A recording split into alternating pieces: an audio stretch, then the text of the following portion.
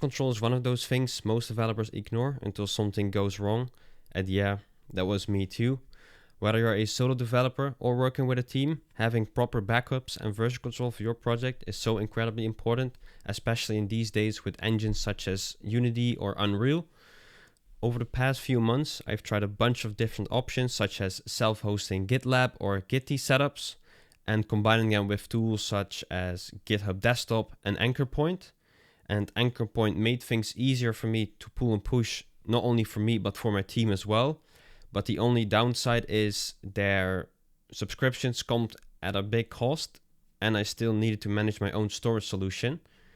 But then I found Diversion, and this was exactly what I was looking for.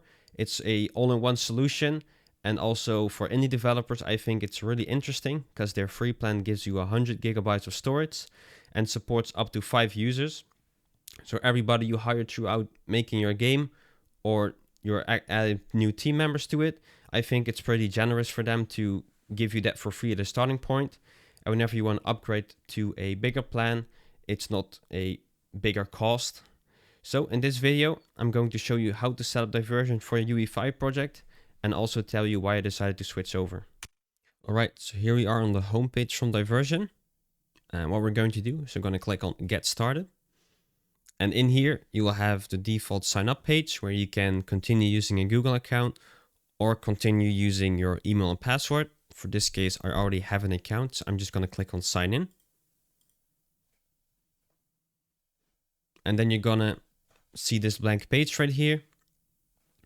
And I don't have any project set up, or nor have I installed the desktop app. So if you go to the top right, you're going to see download desktop app.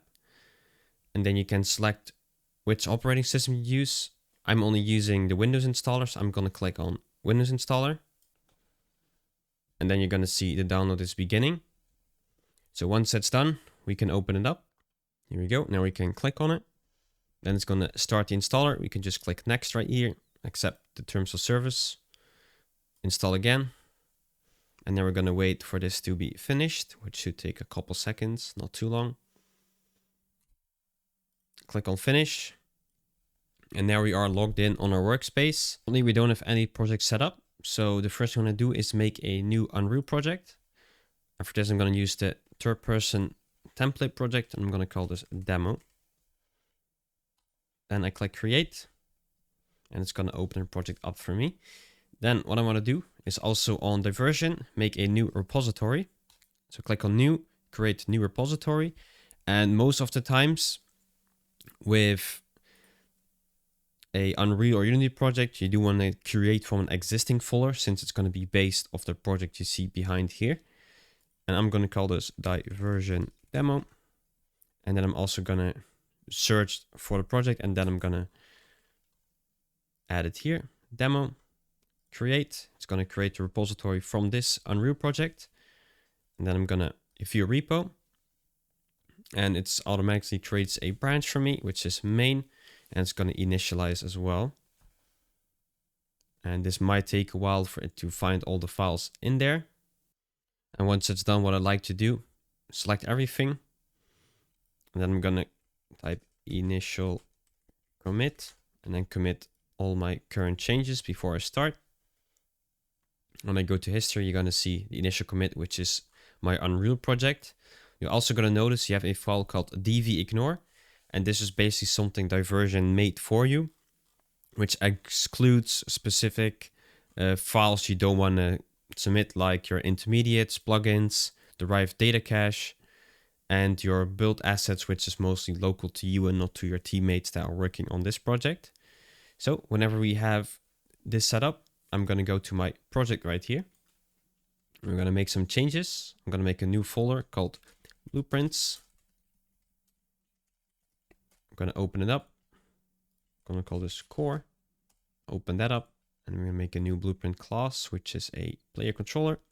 BP underscore PC, short for player controller.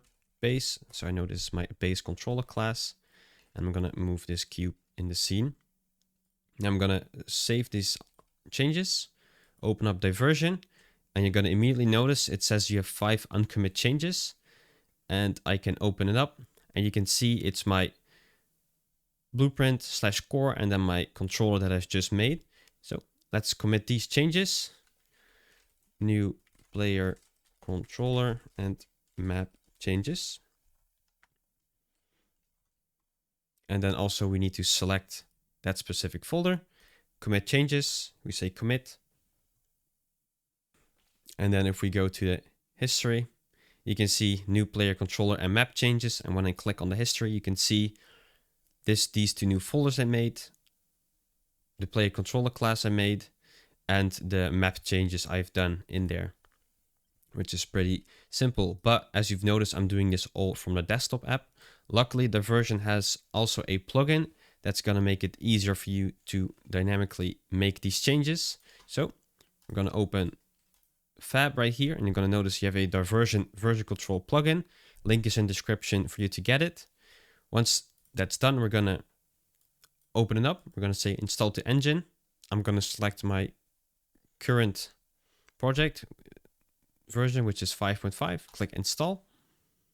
It's going to install it right here. And also we're going to close our window because it's not going to be noticing that. So we're going to close. I'm going to search for demo. So it's going to pop up as well, which is this one.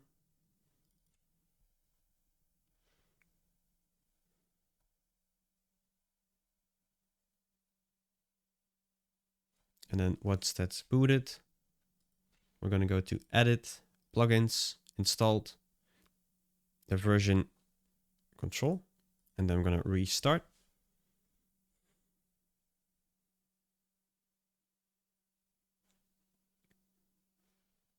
Once that's done, we're going to go to revision control on the bottom right, connect to revision control.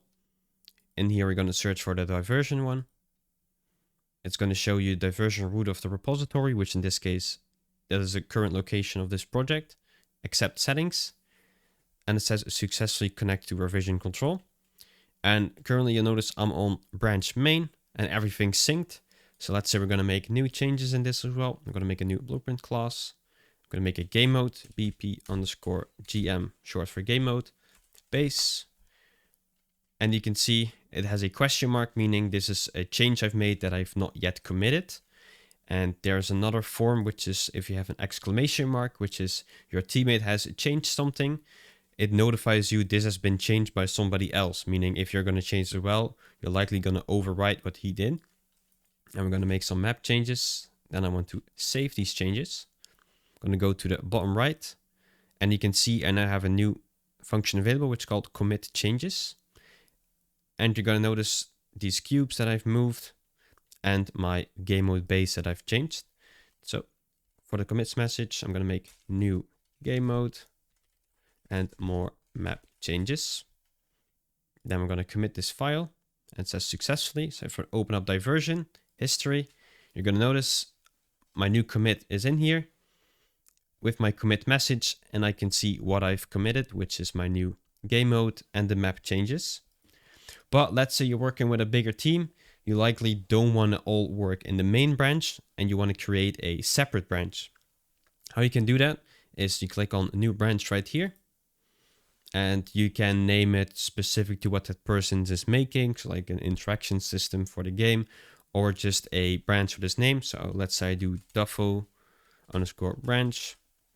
and it's also switched to the new branch in the current workspace. For this case, I do want to do that. I click create, and it's going to immediately take me to my own branch right here. And when I go back to the project, you can see on branch, Duffo branch. And let's say we make changes on here as well. And we're going to save these changes. I'm going to go to revision control. It's now syncing, as you can see. When it's done, we're going to go commit changes, new map changes. I'm going to go to commit. And this is now committed on my own branch, which you can see as soon as it has been made. New map changes, and this will be on my Duffo branch. But let's say I've done everything I need to do and I want to merge this into main, what you can do. So I'm going to click on this drop down. I'm going to click on main, and then we say merge Duffo branch to main. And then you can create a review request so other people can review it, preview it, and merge. Since I trust this is all looking good, I'm going to click on merge now, and I'm going to merge all the changes to main. And then I can swap back to main if I want to, which I'm going back to my main branch. Same if I go back to the Unreal, you're going to see everything synced on branch main. And also I see the merge branch into main that I've just made in here and what content has been added. But I'm currently working alone in this project. And let's say I want to add my team to it. What I can do, I can go to the gear icon, repo collaborators. And then in here, what I can do, the only thing I have to do is type in their email and I set the correct permissions. Normally you want to do admin, or if it's a specific user, you can have can read or can write to it.